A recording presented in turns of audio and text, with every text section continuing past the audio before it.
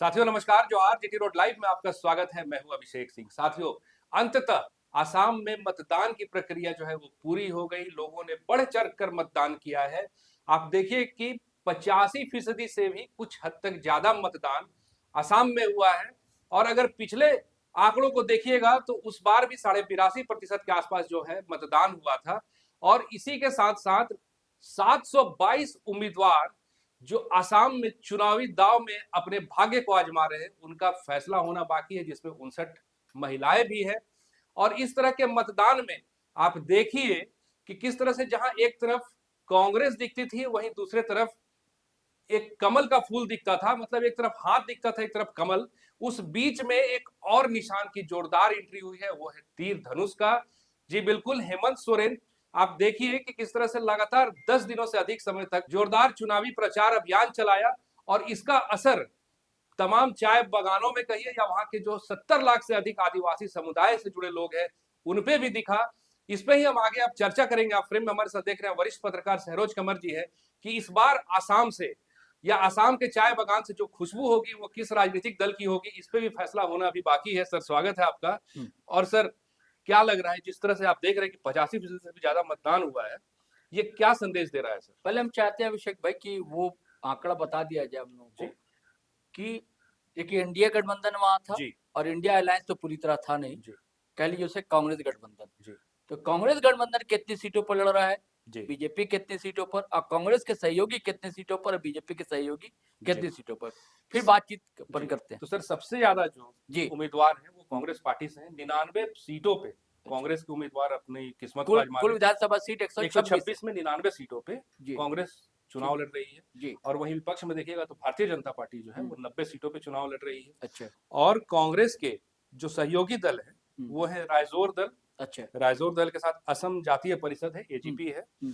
और उसके साथ सीपीआई एम और सीपीआई एमएल। और भाजपा के साथ कौन है? भाजपा के साथ में आप देखिए तो भाजपा है 90 सीटों पर। जी 90 सीटों पे भाजपा अकेली लड़ रही है। अच्छा और सहयोगी दलों में उसमें जो है असम गण परिषद है। अच्छा और फिर सर आपका बोडोलैंड पीपुल्स फ्रंट है। अच्छा और राभा हासोंग चौथा मंच। अच्छा ये गठबंधन जो है वो आपका एनडीए फोल्डर का है। अच्छा। और मैं कुछ और जानकारी जी दे देता हूँ जी कि जी देखिए आपने जैसे जेएमएम की बात की जी तो 17 सीटों पर जेएमएम है। जी और उसके बाद एक और आप सोशलिस्ट यूनिटी कह रहे थे, बता रहे थे आपको 40 सीटों पर है। जी और समाजवादी पार्टी अखिलेश यादव वाली जी 23 सीटों पर लड़ रहा है। जी टीएमसी बंगाल वाली टीएमसी जी 23 सीटों पर। जी नेशनल कॉन्फ्रेंस वहां वाली जी एनसीपी, जी नेशनल कॉन्फ्रेंस नहीं, नेशनल कांग्रेस पार्टी, नेशनल जी कॉन्फ्रेंस नहीं, एनसीपी एनसीपी शरद महाराष्ट्र वाली। जी अब पता नहीं शरद पवार गुट वाली है या ये जी वाली है। जी ये है 12 सीट पर। और आम आदमी पार्टी भी 25 सीट पर। और जेएमएम बता दिया 17 सीट पर।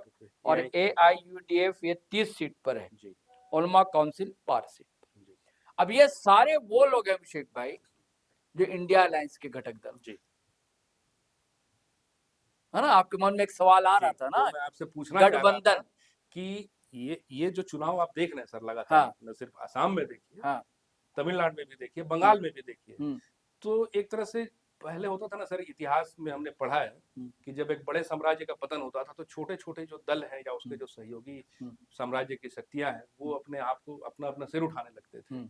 तो कुछ इस तरह का विघटन दिख रहा है क्या सर इंडिया फोल्डर में? नहीं वहां अब असम में आप देख लीजिए ना, जी सब अलग अलग है। जी सब अपने आप को तोप समझ रहे हैं, अपने भी छोटी बड़ी तोप लेकर कंधे पर बंदूक लेकर पहुंच गए। अब ये क्या कर पाएंगे, सवाल इसका है। मुझे लगता है कि टीएमसी कुछ कुछ पॉकेट में हो सकता है, प्रभाव डाल सकती है। हाँ एआईयूडीएफ प्रभाव डाल सकता है क्योंकि वो बड़ा दल है वहां पर जी और उसके 15 एमएलए हैं। और अगर कहीं जरूरत हो तो वो निर्णायक भी हो सकता है। हाँ निर्णायक होगा जी लेकिन दिक्कत ये कि पहले जब 32 सीटें मुस्लिम बहुल मानी जा रही थी तो वहां भी हुआ ये परिसीमन हुआ। जी तो अब 20-22 सीटें हैं बच गई और सीटें इधर उधर कर दी गई। जो आशंका हम लोग झारखंड में लगा रहे हैं कि कहीं ऐसा ना हो कि यहाँ जो आदिवासी बहुल सीटें हैं, और इसका असर वहां आदिवासी बहुल सीटों पर भी पड़ा असम में। लेकिन जो असर दिख रहा है जेएमएम ने कुछ असर वहां डाला, इस पर हम लोग चर्चा करेंगे अंत में। लेकिन इंडिया अलायंस नहीं होने के बावजूद भी एक गठबंधन तो वहां पर है। कांग्रेस का गठबंधन है, कांग्रेस लीड कर रहा है, और एनडीए गठबंधन है, बीजेपी लीड कर रही है। जब बाइपोलर चुनाव हो जाता है, बाइपोलर यानी कि दो दल आमने सामने, तो अब तक जितने राजनीतिक पंडित कह रहे हैं वहां, और जो खबरें वहां से आ रही है, वो यही खबरें है कि बाइपोलर है, जो छोटे दल है कहीं वो भूमिका निभाने की स्थिति में नहीं है। एआईयूडीएफ को के लिए थोड़ा ज्यादा भूमिका होगी, और अपेक्षाकृत थोड़ी बहुत भूमिका जेएमएम की या टीएमसी की हो सकती है। लेकिन कुल मिलाकर बाइपोलर चुनाव है, या तो आप इधर हो या तो आप उधर। और आपने कहा कि बहुत वोटर परसेंटेज इतना कि मत पूछिए, 85%। और कई जगह खबरें ऐसी कि कई पोलिंग बूथ तो 5 बजे बंद हो गया था, बंद करना पड़ा था। कई जगह तो 3 बजे तक ही 75% हो गए थे। खबर औसत था 3 बजे, औसत बताइए। और खबर ये कि कई नौजवान लोगों ने अपने 9-10 बजे तक निपटा दिया था। बाद में और जो बुजुर्गवार और प्रौढ़ जो लोग हैं, वोटर हैं, वो बाद में गए थे। 4-5 बजे तक मामला समाप्त हो गया था। तो इसमें दो बात होती है, या तो एक ये होता है कि भाई सरकार के विरोध में गुस्सा तो नहीं है, हमेशा ये धारणा रही है, जो सेफोलॉजिस्ट है वो यही सब कहते हैं कि भाई नाराजगी थी सरकार के प्रति, इसलिए वोटर बहुत बड़ी संख्या में निकला। लेकिन एक तरफ ये भी होता है कि अगर वो सरकार को रिपीट भी करना तो नहीं चाह रही है सरकार, ये जनता, ऐसा भी होता है कि ज्यादा वही विपक्ष थोड़ा हावी ना हो जाए तो वोटर उसके जो है, उस दल के समर्थक जो है वो ज्यादा संख्या में निकलते हैं। 2001 से 2016 तक जब कांग्रेस की सरकार रही, उस समय का अगर आप वोटिंग परसेंटेज देखिएगा तो औसत रहा है 70 से 75% के बीच। मतलब वोटिंग परसेंट आसाम में अक्सर बढ़िया रहा है। फिर जब 2016 में भाजपा की सरकार आई थी, तब 84.85% ऐसे ही, मतलब 84-85% के बीच में एक वोट जो था वो देखने के लिए मिला था। तो ये तो औसत है सर, मतलब 82-83-85% जो है वहाँ की जो पैटर्न है वो 50% पहले भी वोटिंग हुई है वहाँ? जी। अच्छा, कब हुई वोटिंग? ये 2016 में जब परिवर्तन हुआ था। अच्छा, तो 84 और 85 के बीच में 84.5% के आसपास वोटिंग हुई थी उस वक्त। अच्छा जी, यानी कि बढ़ा नहीं है बहुत ज्यादा, जो एक हल्ला लोग कर रहे हैं कि बहुत ज्यादा बढ़ा। ये सेम पैटर्न रहा है। अच्छा, बीजेपी के समय में 80% से ज्यादा वोटिंग आप देखिएगा। बीजेपी के समय नहीं तो कांग्रेस की सरकार थी, उसके बाद जो वोटिंग हुई जी, उस समय 85 हुई थी। हाँ। और फिर जब 2021 में आप देखिएगा तो वही 82-82.5% के आसपास जो है वोटिंग रहा है। आसाम कम हुआ, लेकिन 2.5% कम हुआ था। तो ये सरकार पहली भाजपा की सरकार है ना तरुण गोगोई के बाद? ये तो दूसरी है ना सर, 2016 में। अच्छा, पहली बार भाजपा की सरकार बनी थी। अच्छा, उससे पहले 72-73% जो है आपका तो 16 में ही हेमंता बन गए थे। बीजेपी आ गई थी सर, बीजेपी आ गई थी, हेमंता बाद में चेंज हुए। हेमंता तो बाद में चेंज हुए। हाँ, बीजेपी की सरकार 2016 में। हेमंता की ये पहला 5 साल जी जी है ना। हाँ। तो यही मैं कह रहा हूँ ना, ये भी तो हो सकता है ना कि भाई उनके समर्थन में भी लोग निकले हों। लेकिन कांग्रेस गठबंधन की बात इसलिए की जा रही कि इस बार उनकी सभाओं में, कांग्रेस की सभाओं में भयंकर भीड़ हुई है, बहुत भीड़ हुई है, मतलब हर जगह। और उसके बाद इनका चिड़चिड़ाना जो हुआ है, किनका? हिमंता बिस्वा। हाँ, कई तरह के इन पर जो आरोप लग गए, इनकी पत्नी के पर आरोप लग गए कि भैया पवन खेड़ा ने, पवन खेड़ा ने जो लगाया, और उस पर बड़ा अपशब्द का इस्तेमाल उन्होंने किया जो हम लोग कह नहीं सकते हैं। उसका एक मीडिया वाले से, एक चर्चित चैनल है, उससे लड़ गए, भिड़ गए और उसको भाषा सिखाने लगे। जबकि अभी फिर वो एक चिट्ठी वायरल हो रही है कि वो वहाँ के जो जिस देश से जारी हुआ है उसने अभी वायरल ये किया है, अभी लेटेस्ट चिट्ठी है कि भाई इनका, उनकी जो पत्नी, उनका यहाँ पासपोर्ट है जी बना हुआ। ये व्यूअर्स ये स्क्रीन पे चिट्ठी देख रहे हैं, तो ये चिट्ठी भी वायरल हुई। तो इन सब को लोग इतना चिड़चिड़ापन, और उसके बाद उनका भाजपा की बैनरी एक ही होती है, मुस्लिम हिंदू बैनरी होती है, और वहां पर बहुत पुराना मुद्दा है बांग्लादेशी घुसपैठ, जो आप देख रहे हैं कि बीजेपी के साथ गठबंधन में है असम गण परिषद। ये पहली बार जब 85 के दौर में सरकार में आई थी, इसी मुद्दे पर सरकार में आई थी। लेकिन 85 से लेकर अब तक मुद्दा ये बना हुआ है, सोच लीजिए, 85 से लेकर अब 26 आ गए ना भाई जी। 20 साल से ज्यादा हो गए, 20 साल से बहुत ज्यादा, 30 साल 32 साल हो गए। हाँ, लेकिन अब तक मुद्दा न कांग्रेस केंद्र में रही, हल कर पाई, न बीजेपी 11 साल से है केंद्र में, और 10 साल से तो वही है बीजेपी, कहाँ हल कर पाई। 2016 में भी अमित शाह साहब वही घुसपैठी की बात कर रहे थे, अब मोदी साहब वही घुसपैठी की बात कर रहे थे, हेमंता वही बात कर रहे थे, भाजपा वही बात कर रही थी, इस बार भी वही बात कर रही। लेकिन इसको ज्यादा प्रमुखता से फिर भाजपा लेकर आई, तो इसका भी असर वहां पड़ा, ऐसा नहीं कि असर नहीं पड़ा है।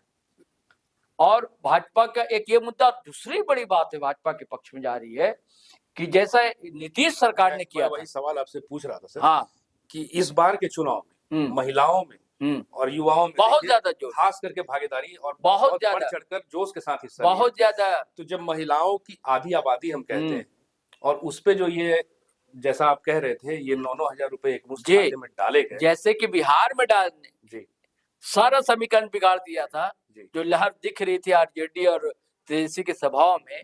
हालांकि वोट ऑफ परसेंटेज बहुत अच्छा रहा आरजेडी का, इंडिया अलायंस का वहां, लेकिन स्ट्राइक रेट घट गया बहुत ज्यादा। तो यहाँ भी ऐसा कहीं ना हो जाए। महिलाएं बड़ी संख्या में निकली है, सब खुश है, 9-9 हजार भाई, इसके अकाउंट में 40 लाख महिलाओं के अकाउंट में गए। अब ये तो चुनाव आयोग पर आरोप लगता है, इसी दौरान जाना, ये पिछले बार भी लगा था, लेकिन चुनाव आयोग तब सुनता है नहीं। ये 9,000 खाते में गए सर, लेकिन इसके अलावे आप देखिए तो जो झारखंड की यूथ आइकॉन है कल्पना सोरेन, इनका किया गया वादा कि भाई अगर हम सरकार का हिस्सा बनते हैं तो हर महीने 2,500 रुपए दिलवाने की कोशिश हमारी रहेगी। उसके साथ इन्होंने कहा कि एक अच्छा घर भी हम दिलवाएंगे और अधिकार भी दिलाएंगे। तो इनका ये बातचीत को आप कहाँ तक देख रहे हैं वहां पे? नहीं, जेएमएम पर हम आएंगे, मैं भी कांग्रेस इसकी बात कर रहा हूँ। देखिए, एक तो ये सब प्लस पॉइंट जा रहा है कांग्रेस के, ये भाजपा अलायंस के, और जो निगेटिव पक्ष है वो इनका चिड़चिड़ाना, बोलना। निगेटिव पक्ष है कि कल बहुत वीडियो वायरल हुए जो बाहर से, बिहार यूपी से लोग गए हुए थे वोटिंग के लिए भाजपा के पक्ष में, ये कल बहुत वायरल होती, इसका कितना असर पड़ता है। और कांग्रेस के सभाओं में भीड़ का उमड़ना, है ना।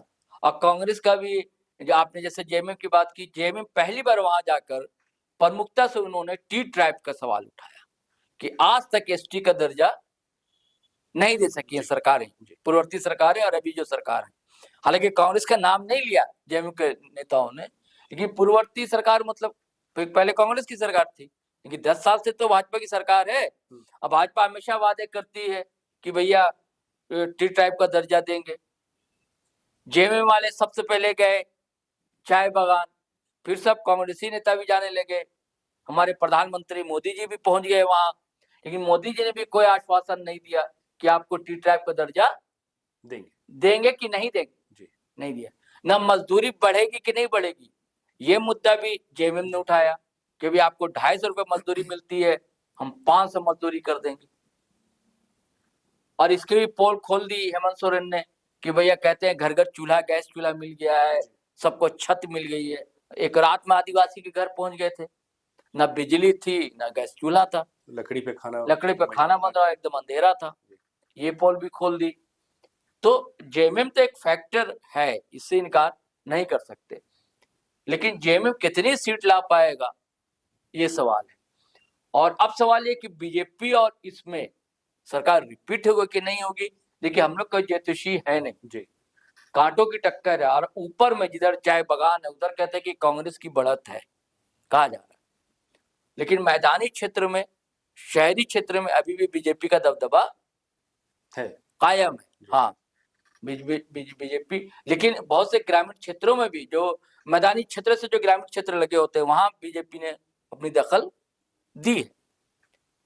तो बिल्कुल भी नहीं कह सकते, रिपीट हो भी सकती है सरकार, जा भी सकती है। लेकिन एक सवाल बड़ा प्रमुखता से उठ रहा है, वो बीजेपी और संघ के गलियारे में, वो ये उठ रहा है कि क्या हो सकता है कि बीजेपी आए, लेकिन क्या सीएम हेमंता बनेंगे कि नहीं। सवाल इस बात का हो रहा है, क्योंकि इनकी बयानबाजियां जो हुई हैं, जो आरोप लग गए हैं, इससे भाजपा के बड़े लोग भी नाराज हैं, असंघ के लोग भी नाराज हैं। तो आप तो कहते हैं कि काफी करीबी माने जाते हैं। नहीं, करीबी के बाद भी कब सत्ता तो ऐसी होती, कोई ना किसी का दोस्त होता है ना कोई दुश्मन होता है। आपके जब तक ही आप चर्चा में है, उपयोगिता जब तक आपकी है, उपयोगिता खत्म हो गई, नीतीश कुमार कहाँ चले जाएंगे पता नहीं। आपको याद है मामा, यहाँ भी लोग मामा कहते हैं हेमंता जी को, औरतें मामा कह रही हैं, जैसे कि वहां शिवराज सिंह चौहान को मामा कहते थे। और शिवराज सिंह चौहान ने कितनी मेहनतें की थी, लग रहा था कि कांग्रेस वहां लौट रही है, और कैसे भाजपा सीट लेकर आ गई थी, और सब कह रहे थे कि तीसरी बार भी शिवराज सिंह चौहान, उनको खुद लग रहा था, लेकिन अचानक मोहन यादव सीएम हो जाते। तो क्या ठिकाना क्या होगा, तो कहा नहीं जा सकता है कि क्या होगा, लेकिन जो लग रहा है, क्योंकि दोनों बातें होती है ना, या तो सरकार के पक्ष में भी वोटर निकलता है, सरकार के विरोध में भी निकलता है। और आपने कहा कि ये पहली बार नहीं, पहली भी इतने वोटिंग परसेंटेज हो चुका है। अब जेएमएम की बात करते थे कि जेएमएम में दरअसल चुनाव जीतने नहीं गया था, लेकिन यह है कि लंबी रेस का घोड़ा बनने जरूर जा रहा है, कि आज नहीं तो कल वो अपना कमाल और धमाल जेएमएम दिखाएगा। क्योंकि अब वहां के जो टी ट्राइब्स हैं और जो आदिवासी, उनको बीच में अब लगने लगा कि नहीं भाई, हमारा भी नेता होना चाहिए, आदिवासियों के नेता होना चाहिए। और इसमें दो मत नहीं है कि हेमंत सोरेन बड़े नेता आदिवासियों को खास करके बनकर निकले, हाँ उभरे। तो अब वोट कितना काट पाएंगे और कितनी सीटों पर असर डाल पाएंगे, मुझे लगता है कि इन्होंने ज्यादा फोकस आधा दर्जन सीटों पर किया, और हो सकता है कि एक दो सीट आ भी जाए, तो कोई अचरज की बात नहीं। क्योंकि बहुत ज्यादा सपना नहीं देखा जाए कि 10 सीट आ जाएगी या दर्जन भर सीट आएगी, मुझे नहीं लगता कि दर्जन भर सीटें। अब जेएमएम के लोग हैं, उनके नेता, वो तो कहेंगे ही, वो गिनती होती रहती, तब भी कहता है लोग कि मेरा भी पेटी नहीं खुला है, कहता है ना, मेरे इलाके का नहीं खुला, भी खुलेगा तब बताएंगे, ये कहता है। तो कहा नहीं जा सकता है। अब सवाल यही कि अब देखिए हेमंत की सरकार आती है कि जाती है, कि गौरव गोगोई बनते हैं, कि गौरव गोगोई की सभाओं में भी बहुत भीड़ जुटी है, और कांग्रेस के जो लीडर गए हैं, समझ गए, बहुत वीडियो तमाम आप देखिए ना, कांग्रेस की ओर से भी मल्लिकार्जुन खड़गे हो, सभी लोग लगे, प्रियंका गांधी हो, राहुल गांधी हो, सभी लगे। जब भाजपा लगी रही तो कांग्रेस ने भी मेहनत की है।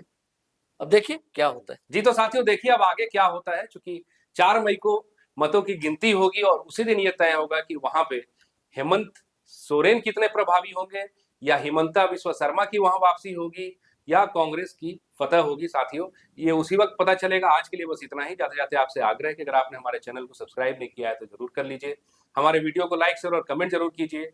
आज्ञा दीजिए, नमस्कार, जय हिंद, जय भारत।